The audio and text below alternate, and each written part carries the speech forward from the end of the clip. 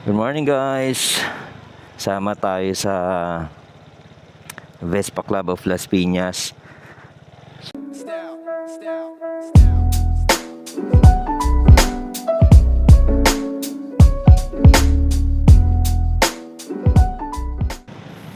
Organized group naman. Kaya kahit pa paano hindi ako kinakabahan. May konting kaba. Siyempre malayo. Pero hopefully dahil may may magli-lead naman doon. May sweeper. Hindi naman tayo masyadong mapag-iwanan. May kasama ako doon na tropa. Dati ko siyang kasama sa trabaho. So sabi niya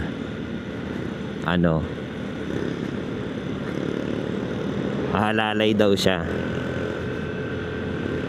Dami pala namin. Masaya to.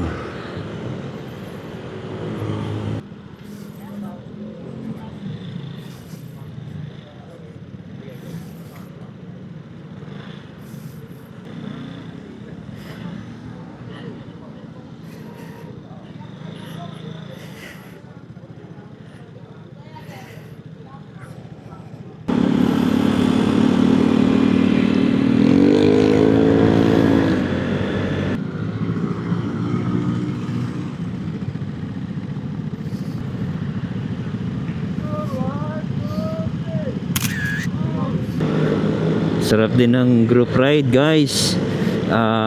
Yung organized group ride kasi talagang inaalalayan nila to make sure yung mga kasama hindi naiiwan, nag-a-assist sila. So for newbie riders like me, highly recommended ang group ride. Good for experience. Hindi ko lang alam pagpabalik baka magkanya-kanya na, pero so far so good.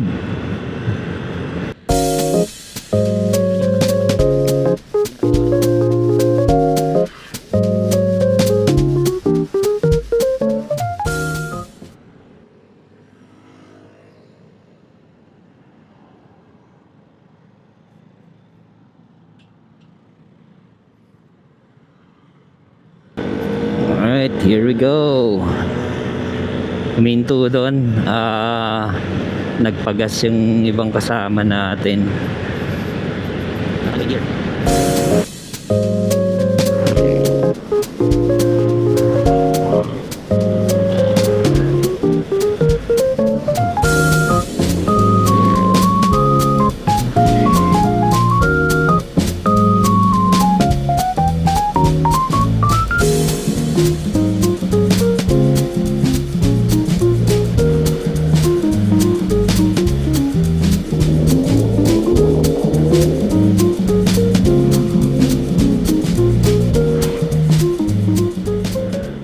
One eternity later. Umiwalay na ako sa kanila guys. Pauwi na ako. So ano yung experience ko so far sa first group ride? Very happy, no? Sobrang saya, sobrang bait ng grupo. Welcoming sila sa mga newbies, sa new riders. Nag-a-assist talaga sila sa mga baguhan. Yun ang kagandahan sa group ride. Actually, in-inform ko nga yung wife ko kasi syempre kabado. First time kong lalayo.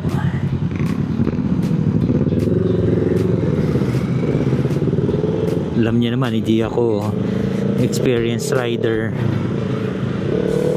Tapos sabak agad sa malayo. Parang kailan lang ako simulang sumakay sa motor, January of this year. Tapos sabak agad sa group ride. Actually, I will recommend group ride for newbies kasi talagang andun yung pag-alalay nila sa mga newbies sa intersection. They made sure na may mga marshals so hinaharangan nila yung traffic to make sure na yung ibang members of the group makakasunod. Kapag may naiiwanan, minto sila. Unfortunately, wala pa tayo kasing cardo. Parang yun yung gamit nila for comms para madaling mag-communicate.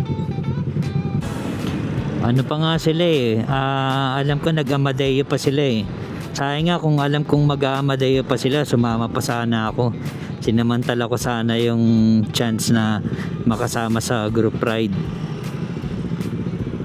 bago ko umuwi. Pero okay lang, that's fine. At least we were able to experience group ride. Nakapag long ride tayo. Na-meet natin yung Vespa Club of Las Piñas na mga members. So hopefully dun sa mga next ride, next tambike, makasama tayo, no? Hopefully free yung schedule natin. If not, marami pa naman yan for sure. Member din naman tayo ng Vespa Club of Manila. May mga activities din sila. Yun nga lang, medyo malayo kasi sa iba yung nila yung Las Piñas tayo, tapos sa Manila sila. So most of the activities talagang nandoon dadayuhin natin. Unlike dito sa Vespa Club of Las Piñas, yung kanilang meet up place, usually Las Piñas lang, mas madali for me.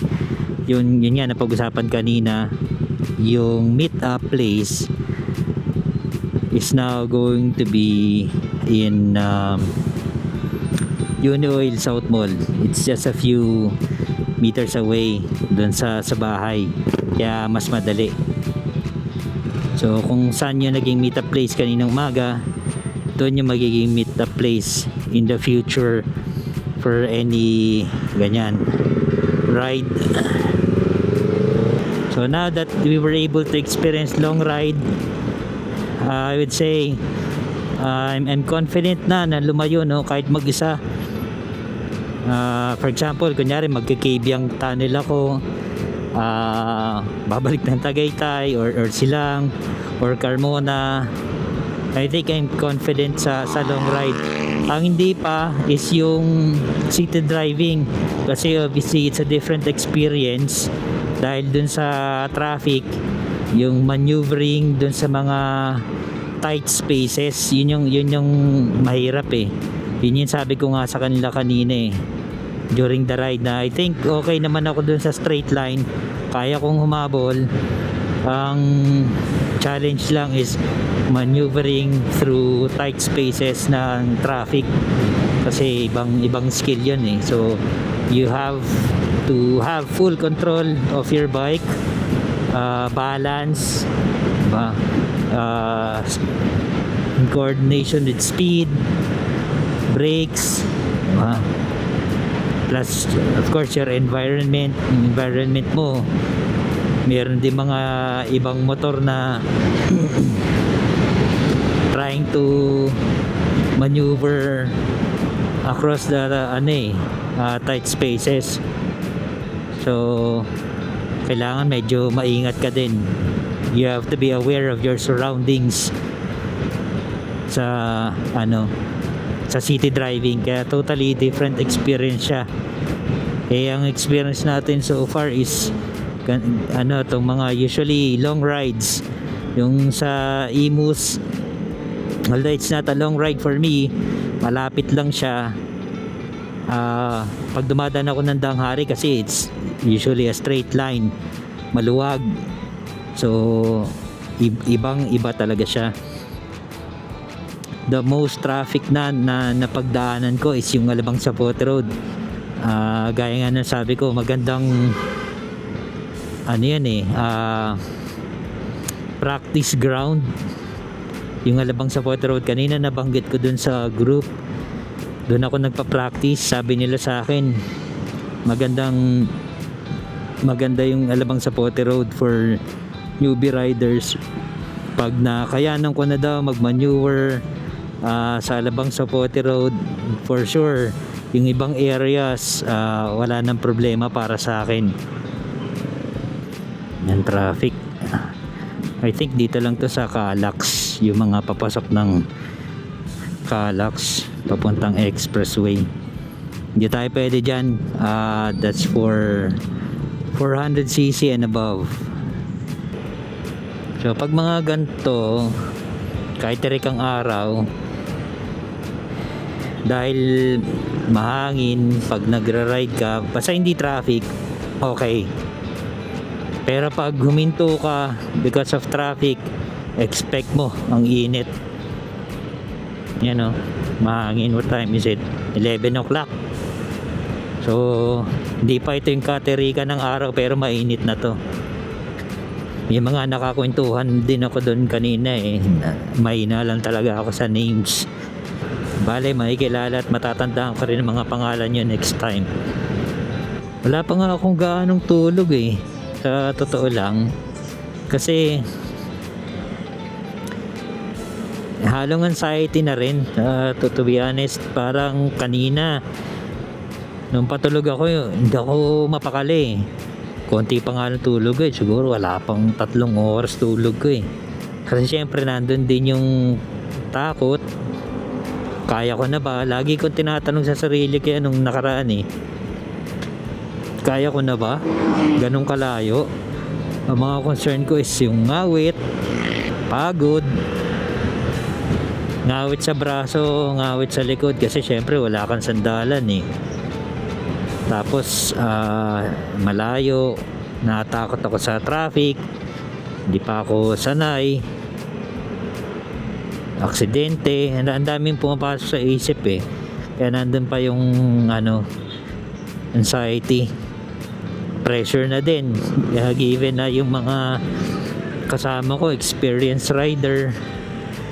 Ako yata ang pinaka bagong rider Sabi ko sa kanila, January lang ako nag-start mag-ride. Pero yung experience ko with the group gave me more confidence. Alam naman natin yung tama at mali sa pag the drive. Not just with the 2 wheels, but with 4 wheels. Diba? So yung discipline mo sa 4 wheels, ilagay mo lang sa 2 wheels.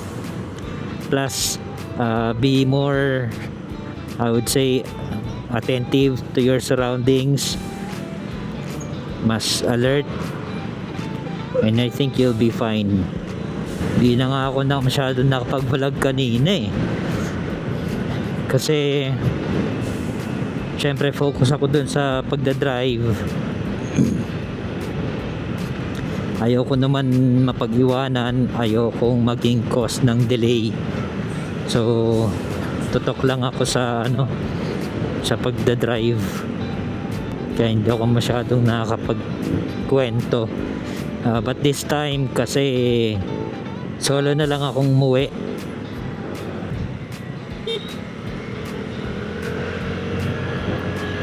Unfortunately guys, na lowbat yung mic ko dito, so nag-record na lang ako ng audio.